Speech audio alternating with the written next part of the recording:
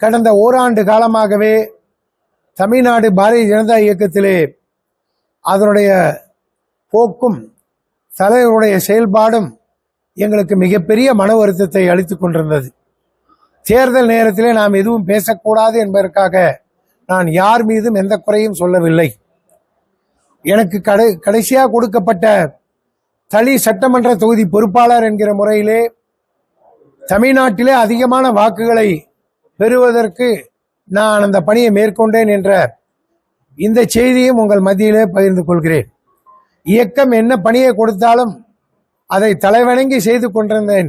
என்னுடைய வாழ்நாளிலே இந்த 12 காலம் நான் பாரதிய ஜனதா இயக்கத்திலே செய்த பணிகள் எல்லாம் இந்த நாட்டு மக்களுக்கும் உங்களுக்கும் நன்றாக தெரியும். ஆனால் இந்த ஓராண்டு காலமாக தலைவருடைய போக்கும் அவர்கள் செயல்படுகின்ற விதமும் கடந்த சட்டமன்ற தேர்தலிலே அவர்கள் நடந்து கொண்ட முறைகளும் அவர்கள் செய்த அந்த இயக்கத்தினுடைய பணிகளும் என்னுடைய மனதிலே மிகப்பெரிய பாதிப்பை உண்டாக்கியது.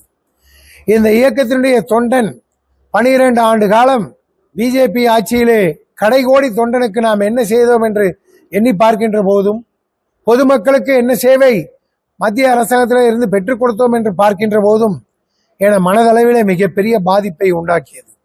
ஆகவே தொடர்ந்து இந்த இயக்கத்தில் பயணித்தால் நம்மால் தமிழக மக்களுக்கும் நம்முடைய பகுதிக்கும் நம்மால் எந்த பணியையும் மிக நிறைவாக செய்ய முடியாது என்ற சூழ்நிலை உருவாகின்ற போது அரசியலிலே இந்த கால சூழ்நிலைகளை எல்லாம் மாற்றி இன்றைக்கு ஒரு புதிய வேகத்தை தமிழ்நாட்டிலே பிஜேபி தலைமையிலே உருவாக்க வேண்டும் என்று நினைத்த போதும் அதற்குரிய வாய்ப்பு கிடைக்கவில்லை.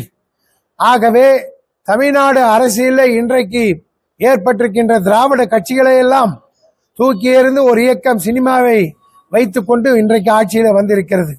ஆனால் அதை நான் குறையாக சொல்லவில்லை. இதே பணியை அண்ணாமலை தலைமையிலே 2 ஆண்டுகளுக்கு முன்பாக நாம் மேற்கொண்டிருந்தால் இந்த இயக்கம் இன்றைக்கு இதுபோல் ஆட்சி வந்திருக்கும் என்று என்னுடைய மனம் எனக்கு சொல்லியது. ஆகவே தலைவர் அண்ணாமலை அவர்கள் எடுத்திருக்கின்ற முடிவை நானும் என்னுடைய பகுதியில் இருக்கக்கூடிய தொண்டர்களும் தலைவர்களும் ஏற்றுக்கொண்டு அவருடைய தலைமையை ஏற்று தமிழகத்தை காப்பதற்கு, தமிழ் மக்களை காப்பதற்கு, தமிழர் பண்பாட்டை, தமிழ் மண்ணினுடைய எதிர்பார்ப்புகளை பாதுகாப்பதற்கு இந்த தமிழ்நாட்டிற்கு ஒரு புதிய மாற்றத்தை உருவாக்க வேண்டும் என்று நினைத்து அந்த மாறுதலை தலைவர் அண்ணாமலை தலைமையிலே கிடைக்கும் என்ற எண்ணத்தோடு அவர் தலைமையிலே இன்றைக்கு நாங்கள் பயணிக்க தயாராகிவிட்டோம். எல்லா இடங்களும் இந்த இயக்கத்தை பரப்பியவர் தலைவர் அண்ணாமலை. அவருக்கு ஈடாக இணையாக தமிழகத்தில் யாரும் இதுவரை இருந்ததில்லை, வந்ததில்லை என்பது என்னுடைய தாழ்மையான கருத்து. அதற்காக மற்றவர்களை நான் குறை சொல்லவில்லை. அந்த தலைவர் இந்த இயக்கத்திலே இருந்து வெளியேற்றுகின்ற போது எங்களுடைய மனமெல்லாம் பாதிக்கப்படுகிறது. ஆக தமிழ் மக்களுக்கு, நம்முடைய பகுதி மக்களுக்கு நாம் சேவை செய்ய வேண்டும் நினைத்தால் அது லஞ்சலாமணியமற்ற ஒரு ஆட்சியை உருவாக்க வேண்டும், ஊழலற்ற ஒரு அரசியலை உருவாக்க வேண்டும் என்று நினைக்கின்ற போது அந்த தலைமையின் கீழ் பணியாற்றுவதற்கு எங்களை நாங்கள் இன்றைக்கு முன்னிலைப்படுத்தி தயாராக வந்திருக்கின்றோம். ஏறக்குறைய 20 லட்சம் உறுப்பினர்களை இந்த 2.5 நாட்களில் ஏற்றிருக்கின்ற அந்த தலைமை கூடிய விரைவில் 50 லட்சம் உறுப்பினர்களை கொண்டு தமிழகத்தினுடைய மிகப்பெரிய அரசியல் சக்தியாக மாறப்போகிறது என்பதை நீங்கள் எண்ணி பார்க்க வேண்டும். அதிலே நான் ஏற்கனவே சொன்னதை போல ஐயா மோடி அவர்கள் மீது எங்களுக்கு எந்த விதமான வருத்தமும் குறைகளோ கிடையாது.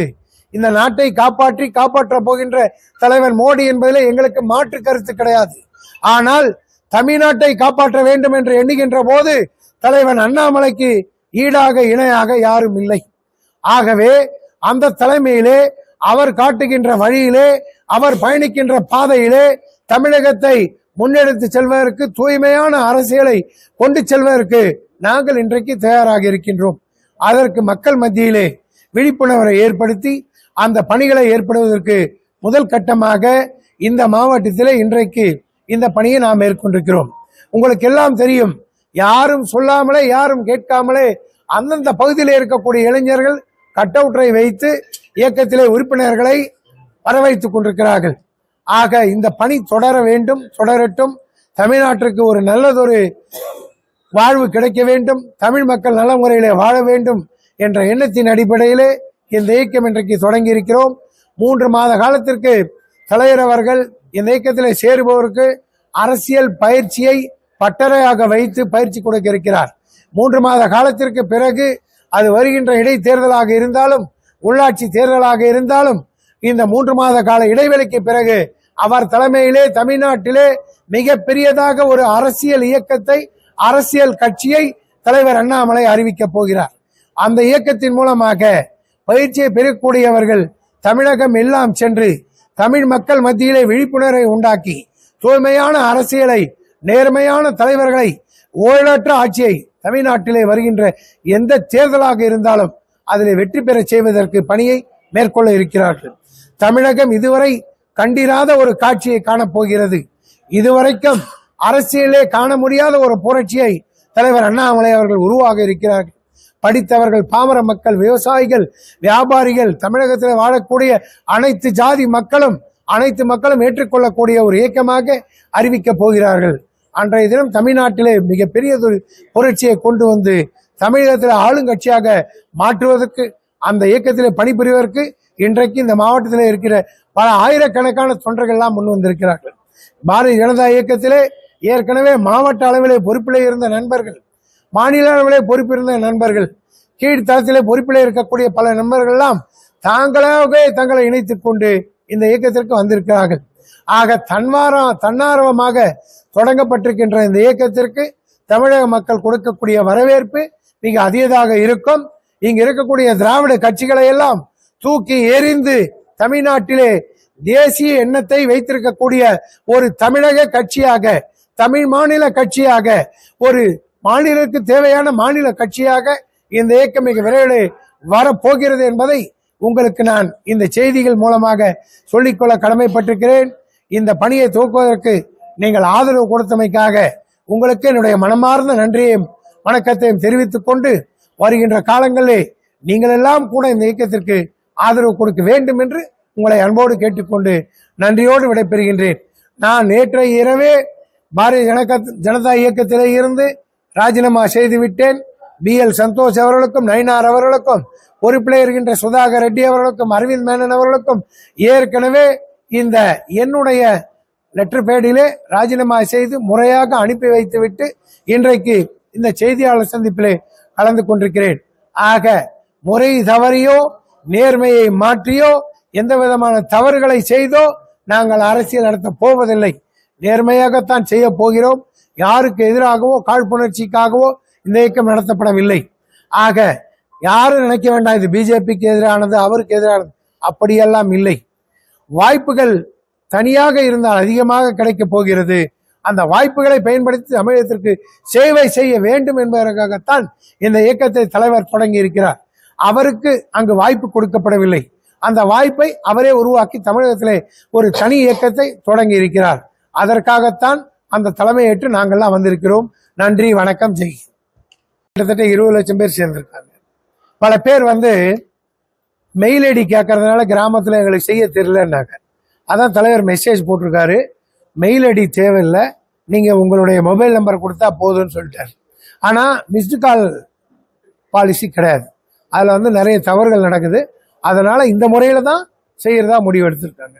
அதனால தான் எல்லாருமே அந்த மொபைல் நம்பரை கொடுத்து உறுப்பினர் யாருக்கு யாரும் சொல்லாமலே தானாகவே 20 லட்சம் பேர். இப்போ எல்லாருமே போய் சொல்லும் போது 50 லட்சமாக மாறும். கிட்டத்தட்ட 10,000 பேர் இந்த இயக்கத்தில் ஏற்கனவே உறுப்பினர். எனக்கு கணக்கு தெரியாது. இப்போ அவங்கவுங்க சொல்லும் போது பார்த்தா கணக்கு பார்த்தா 10,000 பேருக்கு மேலே போயிருக்கு. நான் யாரையுமே கூப்பிடல, நானா வந்திருக்கேன், அவங்களாம் என்னை தேடி வந்திருக்காங்க. இவர் மாநில துணைத் தலைவர், அவர் மாநில செயலாளர், மாவட்ட செயலாளர், அவர் மாவட்ட செயலாளர், இவர் மாவட்ட செயலாளர், இவர் மாவட்ட துணைத் தலைவர், எல்லாமே இருக்காங்க. ஆமா, எல்லாரும் கிழக்கு மாவட்டம். மேற்கு மாவட்டத்தில் நாளைக்கு இதே மாதிரி ஒரு பிரஸ் மீட்டிங் நடக்கும். அந்த மாவட்ட தலைவர் நாகராஜ் இப்ப இங்க வர போறாரு. நாளைக்கு ஒசூர்ல இருந்து மேற்கு மாவட்டத்தில இருந்து அங்க ஒரு 1000 பேர் அண்ணாமலை பாக்குறதுக்கு போறாங்க. நேத்தும் பேசினேன், தனம் பேசிட்டு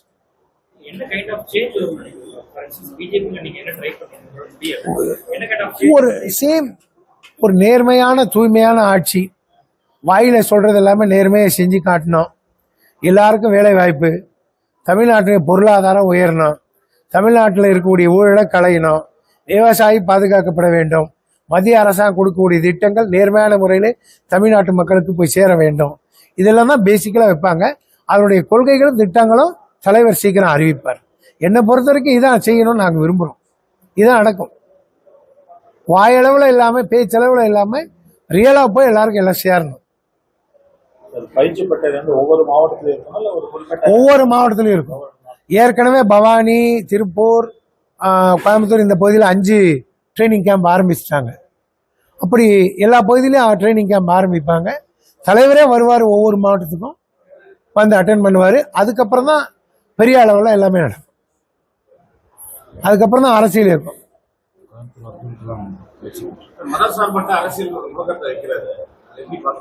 இப்போ வந்து தவறாக எடுத்துக்காதீங்க. பிஜேபியில் இருக்கும்போது எல்லா கேள்வி கேட்டீங்க. நீங்கள் வந்து முஸ்லீம் ஏற்றுக்கல, கிறிஸ்டின் ஏற்றுக்கல, முஸ்லீம் கிறிஸ்டின் நீங்கள் எதிராக செயல்படுறீங்களா குற்றச்சாட்டு வந்தது. இப்போ தலைவர் என்ன சொல்கிறாருன்னா, இங்கே நோ பார், கிறிஸ்டின் வரலாம், முஸ்லீம் வரலாம், எல்லாருமே வரலான்றது தான். அதுதான் உண்மையான மதச்சார்பு. அதாவது அங்கேயே தான் இருந்தது. ஆனால் பயந்தாங்க வர்றதுக்கு. முஸ்லீம் கிறிஸ்துவெல்லாம் வர்றதுக்கு பயந்தாங்க. பிஜேபி என்ன சொல்லுமோ, ஆர்எஸ் என்ன சொல்லும். இங்கே அது கிடையாது. எல்லாரும் வருவாங்க, எல்லாரையும்.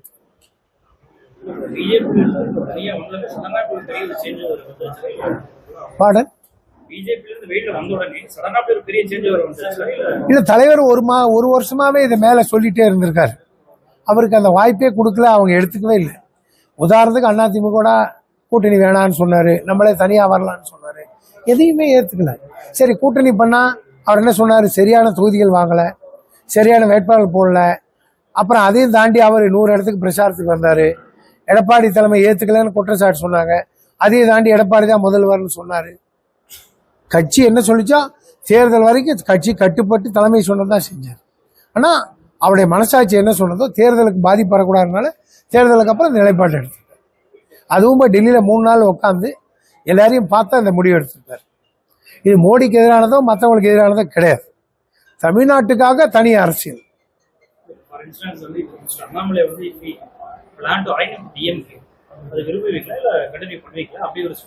Annamalai plan to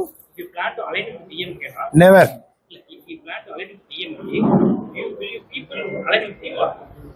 Our leader won't align with any of the Dravidian movement, whether it's a DMK or ADMK. அவர் DMK ஃபைல கொண்டு வந்து அவர் தான், எடப்பாடியை திட்டினதும் அவர் தான், 2 கட்சியை ஒழிக்க வேண்டும் சொன்னதும் அவர் தான். அதனால அந்த அலைன்மெண்ட்டே கிடையாது. அது நடக்காது. கற்பனைக்கு நம்ம கேள்விக்கு பதில் வேண்டாம்.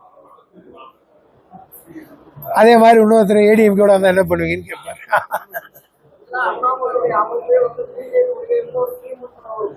நீங்க எப்படி வேணாலும் எடுத்துக்கோங்க, நீங்க எப்படி வேணாலும் எடுத்துக்கோங்க. ஆனால் அவர் தலைமையில தான் இயக்கம், அவர் தலைமையில தான் அரசியல், அவர் தலைமையில தான் கட்சி. பிஜேபி அந்த வாய்ப்பு கொடுத்தா இது நடந்திருக்காது, கொடுக்கலையே. இப்ப நாங்க வந்து ஒசூரை கேட்டோம், கிருஷ்ணகிரியை கேட்டோம். ஆனா ஏடிஎம்கேவோட சேர்ந்து என்ன கொடுத்தாங்க, தள்ளியில கொண்டு போய் சாவடிச்சாங்க. அங்கேயும் 73,000 ஓட்டு வாங்கி கொடுத்தேன். அதுக்கு ஒரு நன்றி உண்டா? ஒன்றும் கிடையாது. வேண்டாம். நாடாளுமன்றத்தில் 22 சட்டமன்றத்தில் நாங்கள் வந்தோம். அது நாடாளுமன்ற தேர்தலாம் பார்த்தா நம்ம எங்கேயோ இருக்கோம். அதிமுக பல இடங்கள் டெபாசிட்லாம் போச்சு, 3வது இடத்துக்கு போச்சு. அந்த முறையில பார்த்தா 100 சீட்டுக்கு மேல பிஜேபி முன்னணியில இருக்கும்போது அதெல்லாம் கண்டுக்கவே இல்லை. அந்த தலைமை சொல்லிடுச்சு, அதிமுக சண்டை வேண்டாம், அவர் என்ன வேணாலும் பண்ணட்டோன்னு சொல்லி அவங்க சொன்னதை ஏத்துக்கிட்டாரு. ஆனா பிரச்சாரத்துக்கு வரமாட்டேன்னாரு. மேல சொன்னதுக்காக தான் வந்தாரு. எல்லா இடத்துலயும் தெளிவா பிரச்சாரம் பண்ணாரு. அந்த கூட்டணிக்கு அவர் எந்த துரோகமும் செய்யல.